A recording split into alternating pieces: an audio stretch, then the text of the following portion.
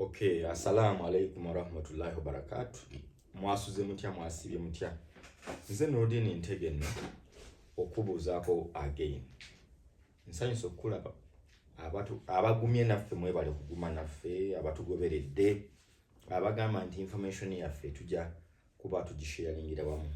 Bannaffe abali UK, awo mu London awo, bannaffe abali Manchester, Birmingham, London yonna, kale United Kingdom okutwalira awamu.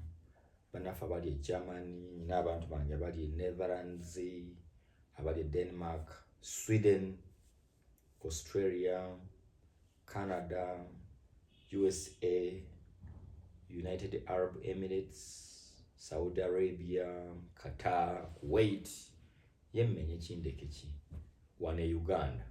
Mukola ky'amanyi okuba nga mutugoberera naffe okukkiriza tubaeko bye tubawa.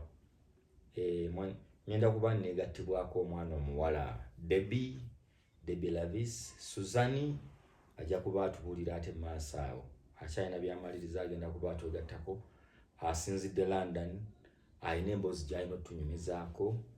Debbie okusinziira e London, who else gwe tulina okwegattako maaso awo tube nga tusobola okutambulira wamu. Naye nga yonna gye musinziiramu bali kubanga mutulaba. Empress Divine oli otya munnange? Hope you're good. How is everyone? Ne mwenna gye musinzira okutulaba. Okay, katutandike bwe tuti. Olunaku olw'eggulo ekiro lwaggulo olwa leero oba kwosaggulu twalabye ekyafaayo ekyasetingiddwa ekyateereddwawo mu Uganda. Omwana omulenzi muyimbi si muyimbi naye muyimbi, yes, muyimbi si muyimbi naye muki muyimbi, yakoze ekyafaayo ku TikTok. Yabadde ku TikTok, manyi nammwe mumutegedde, yabadde ku TikTok n'agikola ng'eri live nga kuliko abantu 3.5 watching live. Sinnayogera bayita FYP for you page, abo sibabaze yabalina munda wali. Naye abo abantu 3.5 kitegeeza yabadde alinako abantu obukadde nga 2 nga butudde bulaba, oba bukadde nga 5 nga bulaba, obukadde 5 nga butudde bulaba live ey'omuntu omu ng'ate munna Uganda. Neŋŋamba nti yes, ebyafaayo biva ku ki? Omuntu asobola kikola atya? Gwe n'omanya nti no kino kisobose kitya? Ani akozesezza maanyi ki? Akozesezza ki? Naye yakikoze. Bruno yabadde n'abantu 3.5 watching him live ku TikTok. Teri munna Uganda yali akikoze, tebakulimba. Talina lonchi, talina ki, wabula from his content Bruno yakubye abantu 3.5 live ng'alina likes 2.5 nkikuddiramu 2.5 ezabadde zilikinga his work. Kitegeeza ki? Kyavudde ku ki? Era projekiti yaabwe bonga abantu obutuufu kyamukoledde, akyevuma takyevuma, gwe nga gwe omuntu yakirabye okyogerako ki? Era bw'agenza okukyanga omukulu alina 1.1 million followers, oyo gw'olaba Bruno 1.1 million followers nga bafollowing omuyimbi Bruno K. Kati nno byonna nga bimaze okugenda maaso, waliwo akubuuza nti obadde olowooza oli wa kitalo, kati ate waliwo ow'ekitalo eyazze. Okitegedde nti waliwo ow'ekitalo omulala eyazze. Bruno K yafunye abantu emiliyoni 25 nga bamulaba bulabi ku TikTok live, ng'ate bali bafa. Nendaba abayimbi bonna nga buli omu agamba kangende ntuulewo ku at least bagambe yabafunye ku lwange. Mugambe nti no yabafunye ku lwange. Kino nno tekyalese bayimbi bangi waggulu, bangi babadde bakola live awo. Waliwo abalowooza be balina amasannyalaze mu Uganda, naye amasannyalaze, fame n'okubeera sita, obwagazi, obuganzi, omuntu oyinza obutasobola kwezuula,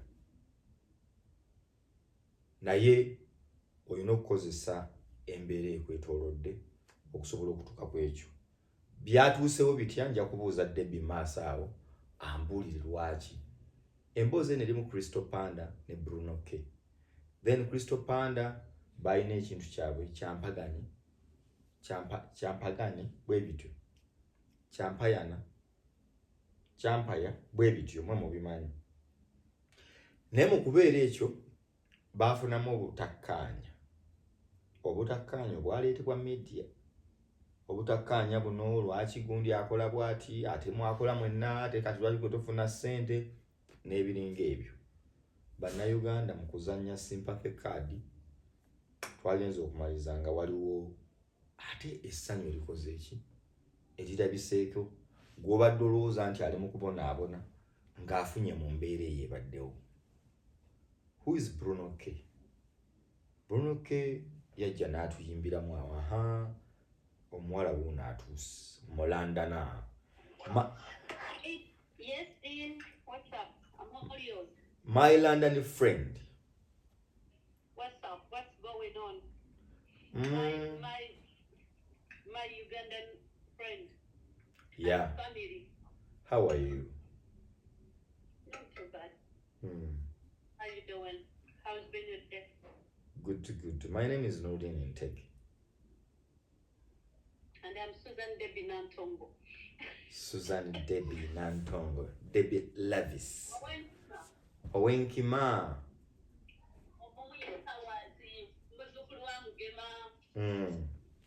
Oli London side Louis wao side chi. West London. Oli mu West London. West London, yeah, which is not too far from Heathrow Airport. Oh. Not far from the central city of London. Asene ekuli side chi. Eyo bangamba West London ye wali West Ham, yes. West Ham is towards the north, actually North London. Asene eri mu North London. Kinenani mpozi Wembley. Waniga dakika 15 kulambuka. Oh. Muliranya obe wali Tottenham oba wali yani. Anyway. Tottenham eri side ya North London. Eri mu North.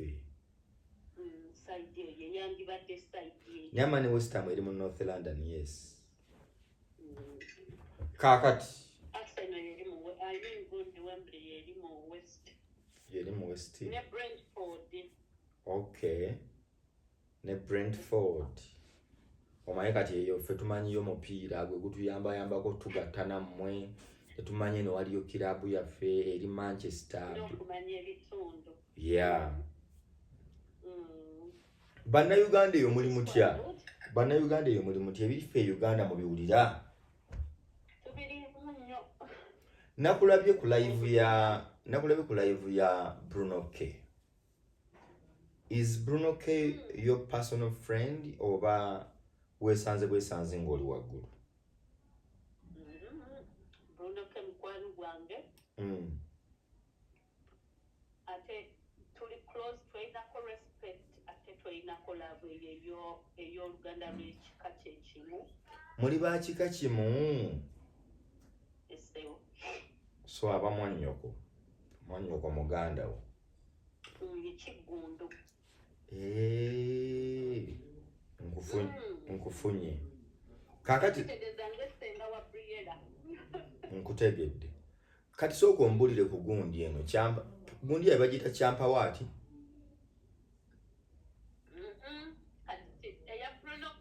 No ng'ambe eno gye baatandikirako bagiyita batya? Kyampanya. Kyampanya. Kati eya Bruno K yatuuse ekyokubeera wano n'okusetinga records zino zitwalabye.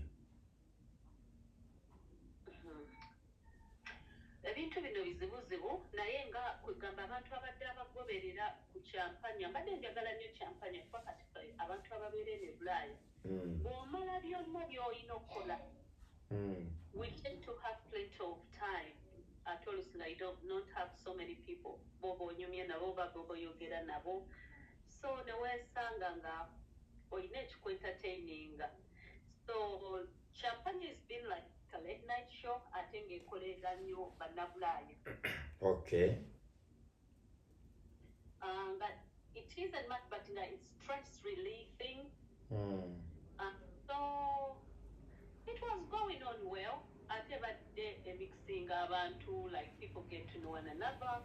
Ate badde eraga ng'olaba nti it became actually a way of how people have been helping one another because I love the togetherness actually when Ugandans decide to come up together to, to make someone win or make someone, take them out of whatever circumstances or bulwadde oba ki. So it was really going on well. However, then I think somehow, somewhere, by nebategeka ekivvulu. Nga bakozesa kyampanya. As a name. And when you talk of champagne, despite the fact that Mundo was there, despite the fact that Crystal Panda is being the host, the initiator. Don't get me wrong, I like Crystal Panda so much, and I will always miss them together personally because I was a huge fan of their show together. But Crystal Panda to me was more of a host, the main host, hosting. Champagne. Because from the root story, if you can see, Bruno K composed the champagne name. So, it wouldn't have been owned. It would have been themselves together. But as champagne was growing, they should have seen things coming up. And for that matter, Mundo was young. It was a success to me. So it was one of those people actually about tickets, those random tickets, and just to empower them. In the end of the day, empowering abantu abali local business, abalina long-term illnesses. So abantu bagala nnyo ebintu ebyo bwe bityo. So people supported them. Not knowing maybe can't hit in a short run because their show has not been there for long. Yeah. They had to realize quick into charity bagezeko nti balina okutuula baki administrating kireme kubeera individually owned nga bwe kinafaananye mu kifaananyi because I don't think any of them saw this coming. Yes. In the beginning, buli omu yali alowooza akola show just following, entertaining people. And just to pass time. Yeah. Kati mu process eyo gye baalaga balina okutuula. Okay. Maybe ne administrating. Era ne bwe baali bakola champagne get together whatever the show was. Baali okutuula ne bamanya nti ono ataddemu equity yenkana ki ate ono ataddemu kyenkana ki other than one person going solo funding okiraba kyekiri Kristo kye yayogedde mu mawulire mu interview ng'agamba mbu you know, I funded this, I did this, I did that. Kyabana akikola mu bukyamu because champagne is more of a together thing. Nga bwe bakitandika waliwo ne guy omulala abadde ng'abeera koba we US or something mukwano gwabwe DJ. Yes.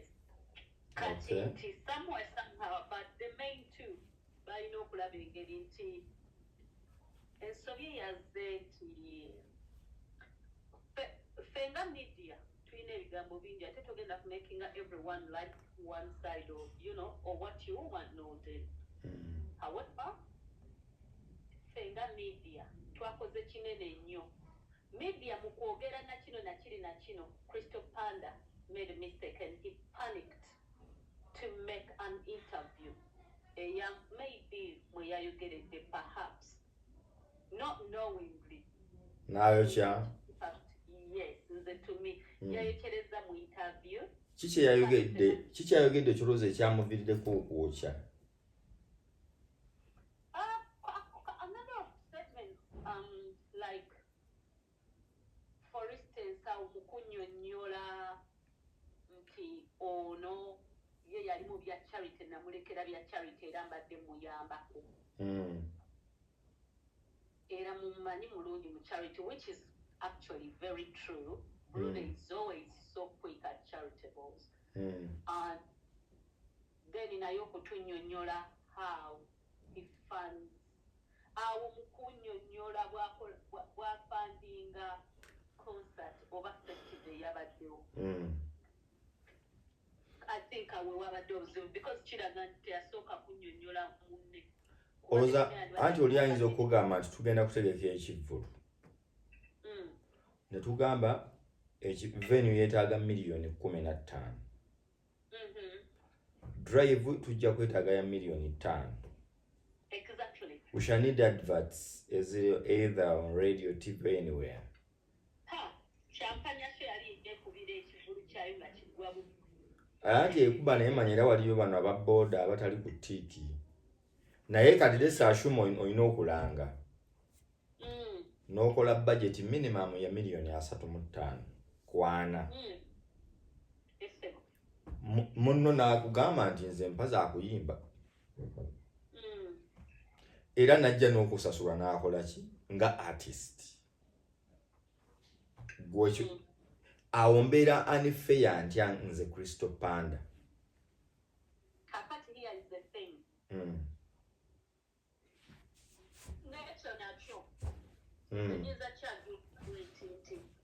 It is still okay. But Champagne is a different administration. Yeah. If you want me to work or make a performance as Bruno came, then I'm different from Champagne. Okay. I will drink up. It's okay. Or you got that also Sulemuchi. Brandy and the well, that's nice because these are two different administrations. When you're talking about Bruno K as a musician, he's totally different from the Bruno K of the Champagne. Anti bwe kibanga twogera ku stakeholders. Nti bwoba gwe Bobiwine otegese kyalenge ebusabala yiyo concert gwe weetegese. Gwe kennyini nga weetegese. Kyanjawulo n'okuleeta obuki kuba ne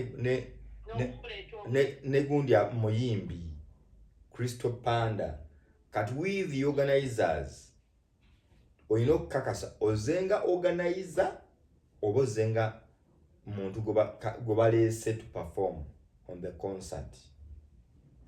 Tokiraba mwawo nti nga byonna biyinza okuba byali bitambudde bulungi. Tumala kutuuka ku concert ne tulaba nasiisi w'omuntu ne tugamba omuntu afunye ssente mu kintu kino nga kati nojjukira nti siri bwezi muyimbi Champagne am part of it. Anti kakati kamugamba kino waliwo ebintu byetulina ffe awamu nga bannayuganda okutandikanga okugenderera naddala obeerako anything that you can put on the table in terms of business ekintu kyonna this would be like an eye opener to so many n'engeri gye tukozesa brand zaffe owekitegeera. I'm listening. First and foremost, Champagne would not be the Champagne that it has been without Bruno K.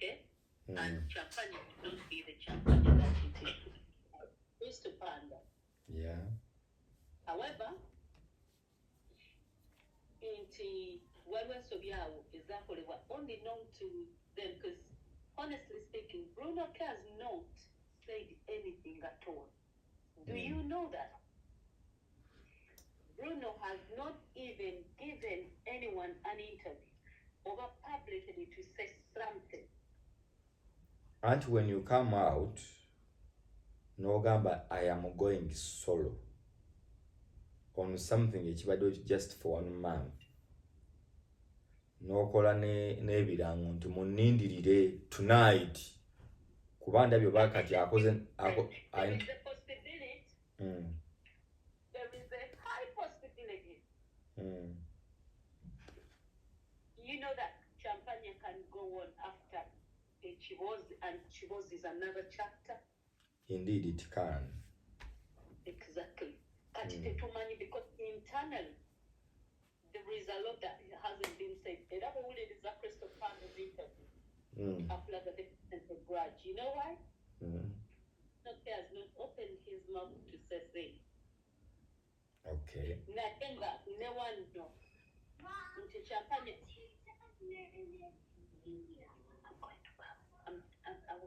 I'm still busy. Babuli ntero okuvuma abaana abo naye saagala bavumira ku mpewo. Kakati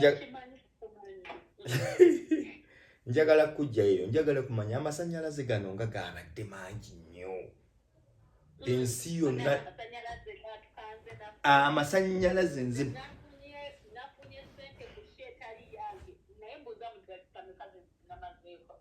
kyenjagala okuma abantu nga baabadde bangi nnyo. Olowooza ki ekyaleetedde abantu okugamba katulabe Bruno K leero kiki? What was so special? Kakati ekyaleese obuzibu ekyaleese nnyo abantu abangi ennyo omanyi nti yabadde ne likes million 25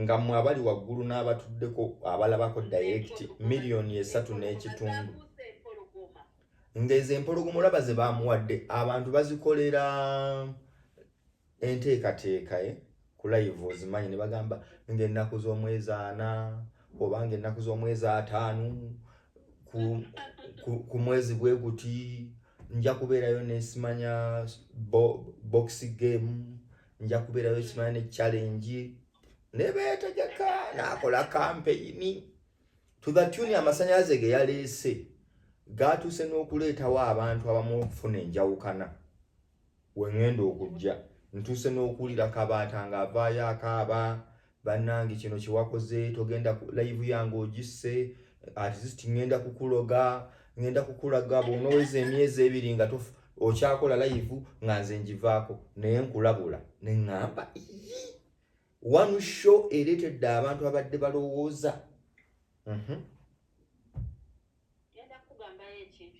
Amasannyalaze gwoba otandikirako ki ekyaleese umeme ne yaka omungi 3 phase? Okusookera ddala kyobola babagamba kiba kirungi nnyo oluusi n'osooka n'osiriikirira atmosphere buli awalira era akatabanguko wonna. Crystal Panda and Champagne, the Tabo family, tubadde tubalindi okuva show bwe yaggwa. Babadde have fun. Teri muntu ku TikTok ya Uganda oba media abadde atuuza audience Champagne gye badde etuuza. babadde balese abantu abo nga bali redundant nga tebamanyi kikiddako. Kati buli omu mu kusirikira ne bino ebyabaddewo abantu babadde balina okwebuuza what is Bruno Keche? Bruno K agenda kwogera kiki kyagenda era twabadde tujo ekyaleese abantu abo abaali kuwulira Bruno kikyagenda kwogerera champagne because fenga bannayuganda culture yaffe yakunyumirwa byonoonese violence eyo kyagenda kuddamu kyekiri kyegambye either Bruno K yasoma media n'agitegeera nnyo nti okusirikisa wejjusa kuba ate twabadde disappointed nti weyazze byabadde bintu birala nnyo aba violence ne violence mwagenza otuuka nga muli muloosi nga tulinga abali muloosi twagala obuuza mwagala avumevume ku muntu awo.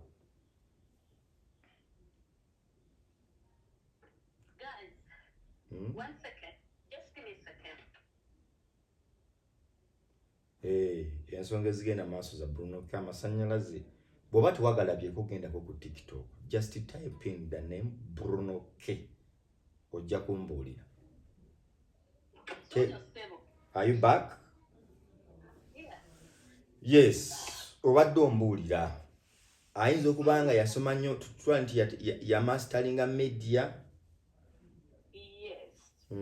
Kuba ate n'ekya kye namuyigiddeko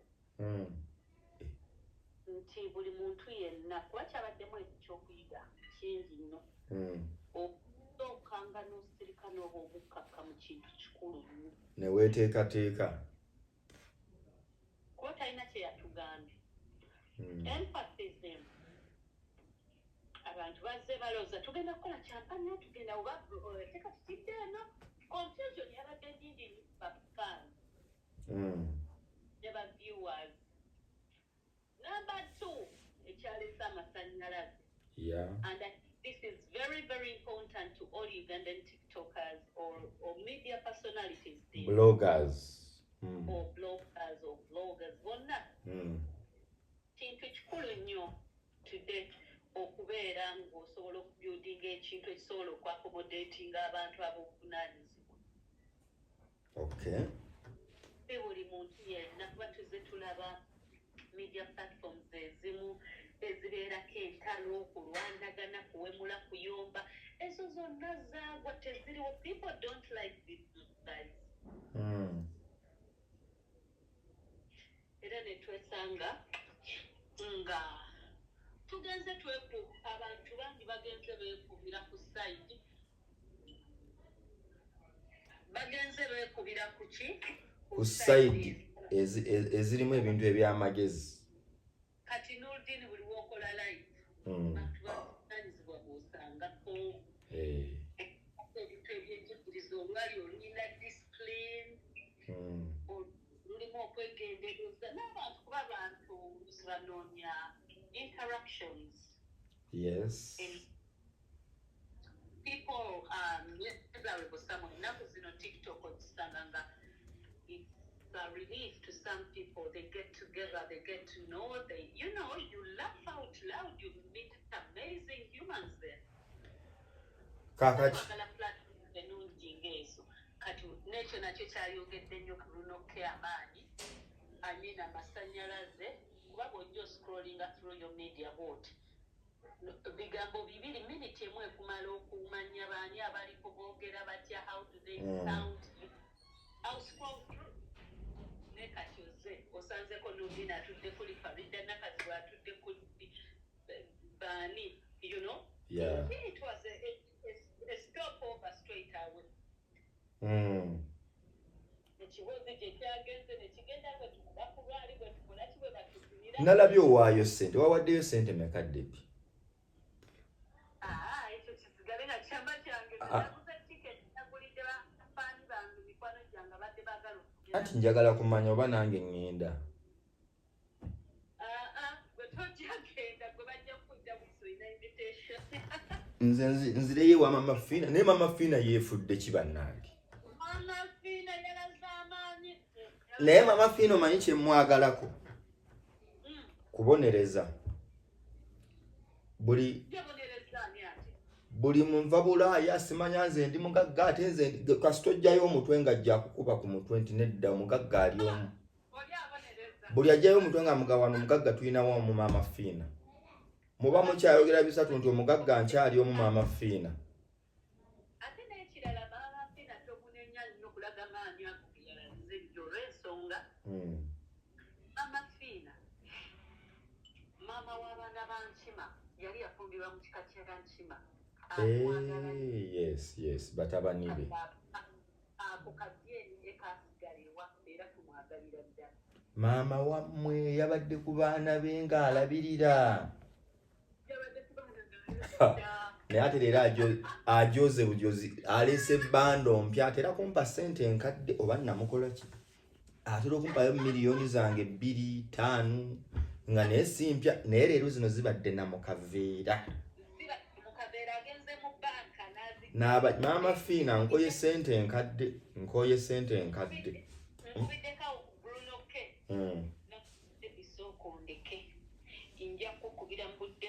anti olwa nti maama Fina agalamizza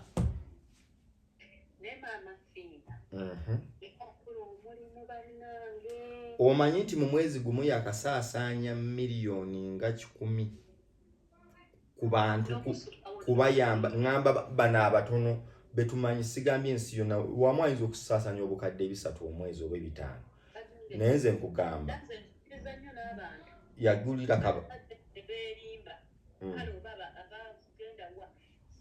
nze sijja kulimba okwata ssente zange essaawa eri nenzikoyeza simanyi nzitwale ewa pasita gundi abazimba ebyo ebitagwa ssente zange nzikwata neziwa mama Fina kuba zikomawo mu public neziyamba abantu babatamanyinako kwegamba lwokuba singa bagamba singa batugamba tuwa omuntu anaasobola okuyamba abantu nga tusonda ssente oziwa bapasito oziwa mama Fina n'omanya nti zigenda kukola omulimu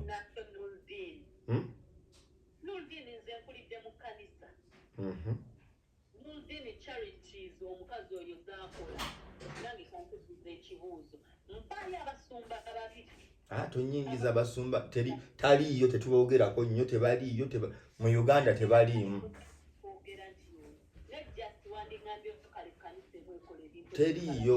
teriiyo kekube kuliisa bannaku teriiyo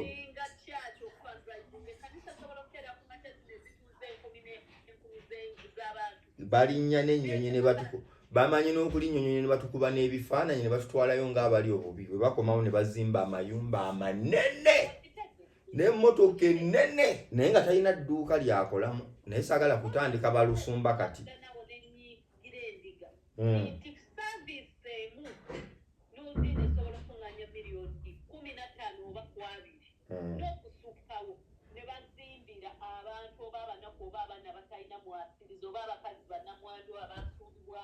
okitegeera ebyo byonna maama Fina abikoze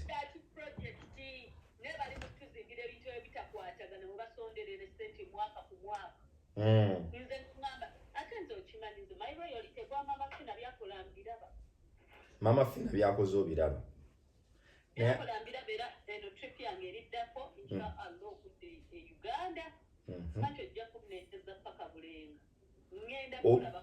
ogenda Bulenga naawe akwongeremu omukisa nkugambye oba omukisa gyegula simanyi nze kyensinga okutegeera ngenda kulaba ku mama Fina mubuuzeeko bweti omukwateko mu ngalo ate jjukira gwabeera maamawo nalabye Jackie bannanga abagagga nga baaweddeyo naye n'omuwala oyo Jackie gy'akolera simutegeera lwakuba ye Jackie alemedde ku bantu abettutumu bokka naye nga naye ayambye abantu ate nti waliwo n'abantu oluusi abamu bakale oba basisita bange ne babrothers bange kwegamba kale balina omutima oguwaayo ne Jackie ayambye abantu mulabi Jackie Mukambwe lwakuba nti akoma nnyo ku baagundi alina namba azikamuwe takiyingizaamu kino nti bambi gundi olubuto ebyenda biri bweru tatera bye biyingiramu ebyo bya debi yabeera nnyo mu bino Nurudini alina shenyo maaka moya obubiri moya akakadde naye teyeyingiza nnyo mu bino mbusimanya amambuluga gankutte mu kyenyi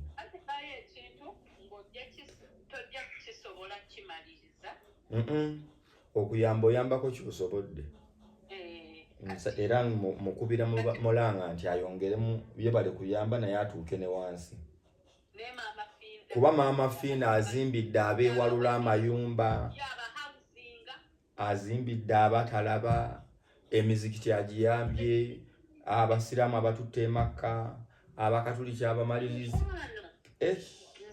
abayaaya abayambye batikitooka bannange abaana abalembedde mu nsi z'amawanga nkugamba ekindi kugamba ebintu bwe bityo oba toyagala mutu era neewuunya abantu abavaayo olina oba abantu omanyise nokubulaya tulina stress nyingi muzimu nti abantu abamu batandika n'okuexperiencinga mental breakdown tebakimanyi kino omuntu ng'atudde mu kayumba ke olw'okuba alaba n'atuula ku muntu nga maama Fiina ayambye ensi n'ensi z'abantu anti maama Fiina olumu ekimunenyezebwako ye yaani oyo abayamba atamala gwe musanga nti ogumu gwe bamuvunaana omulala najja yeeraga n'omugamba okuba okweraga kuyitira mu kuyamba asigale nga yeeraga era nyine yakingamba ne mugamba maama Fiina bwe kubanga okweraga kumuleetedde okubanga agabira nnyo abantu ssente abali obubi okweraga nkwagadde takuleka mukwano nze neeyongera n'okukubiriza abantu abo bonna abaddeeyo bakabanoonya kugamba balina n'ebizibu byabwe ate ndowooza abaddewo n'omuntu bagamba batekoza abaganda owalabyeko yino bagenda nga mugana mu mawanga simanyi munoonya amalogo biki bitya bitya munjedu babanaaze bunaaze ebyogero maama Fiina ne ssente ze mumuwa ate zidda mu bantu ne ziyamba abantu so gamba ne bwoba osazeewo okubaako byonoonya genda wa maama Fiina ebulenga yandibadde ndowooza yange okay kakati nzirayo wa Bruno ke omanyi nze ngoberedde nnyo Premier League emyaka kati nga mingi kati ngenza okukizuula nga almost basita bonna beto abaasamba omupiira ne bagummula badda mu mawulire era nakitegedde nti omulimu gwaffe ndoza gwe gusinga ettutumu mu nsi omanyi ba Thierry Henry bakola ku TV Rio Ferdinand akola ku TV Mika Richards ba Jamie Carragher ba Gary Neville Roy Keane menye kindeke ki kitegeeza ensi yadda eri media.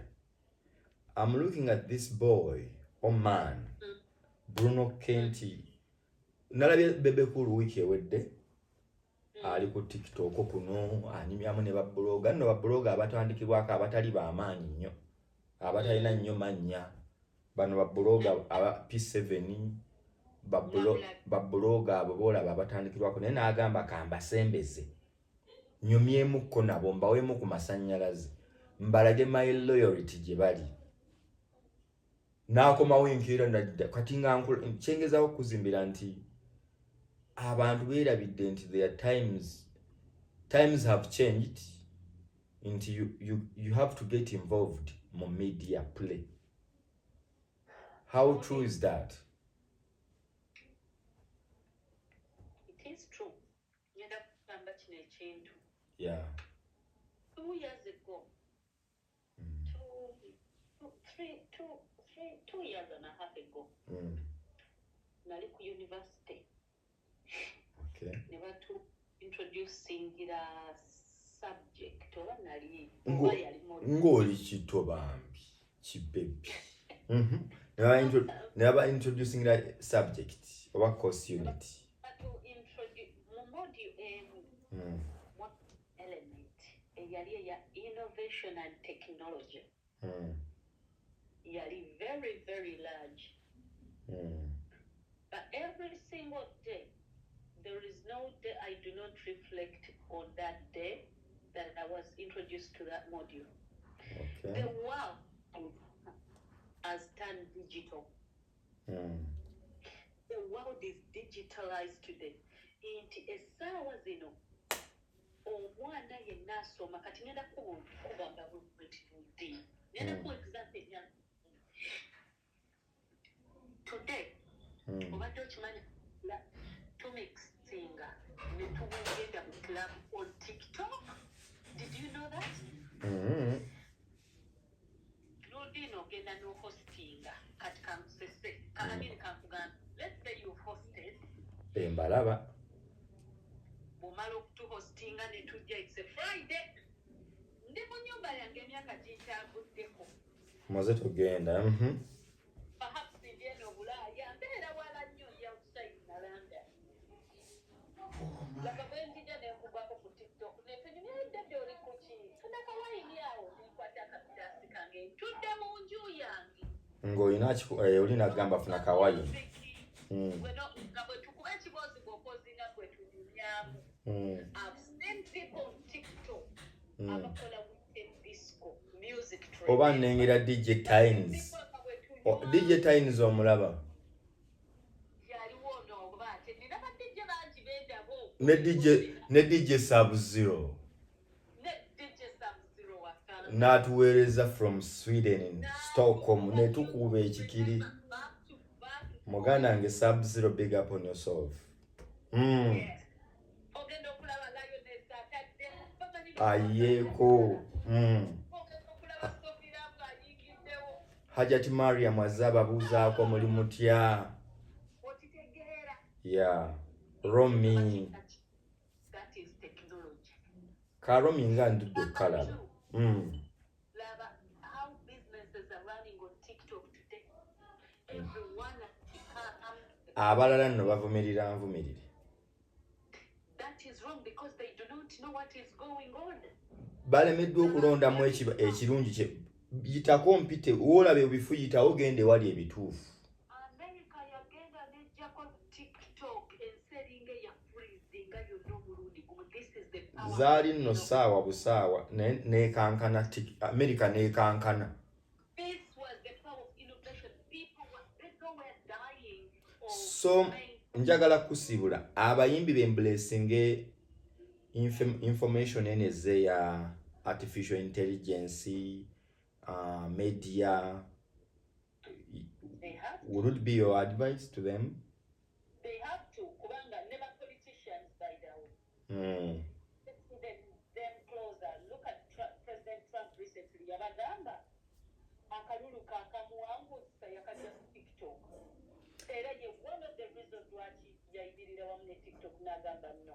We have to revisit this amendment to resemble it. Njagala kusibula, njagala ogamba abantu that I introduced you to TikTok. Hello, listeners and viewers. No, didn't take it too full. Yeah, introducing that TikTok. I was on TikTok, never magic, get a muscle and all that. But actually, no, dear, congratulations.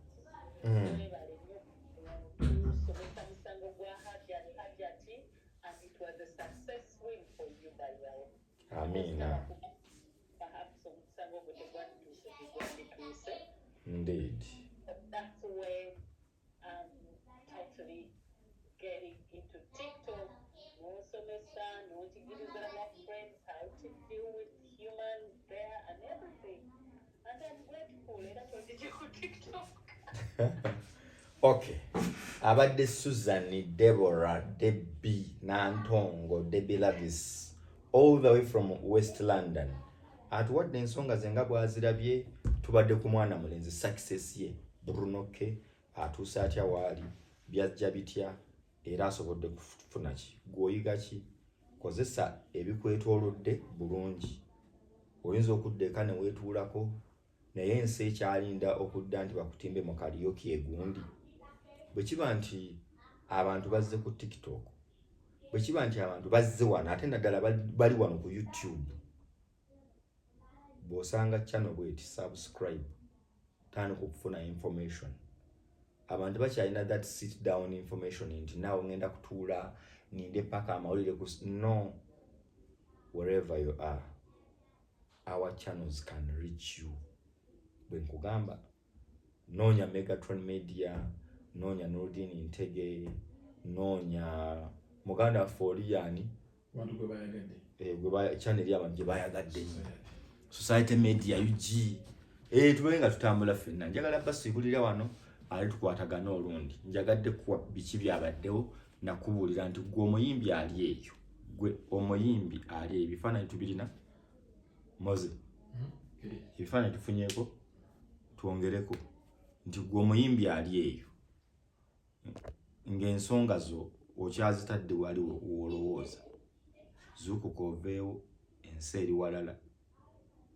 Assalamu alaikum warahmatullahi wabarakatuh. Tukwatagana olundi mweraba.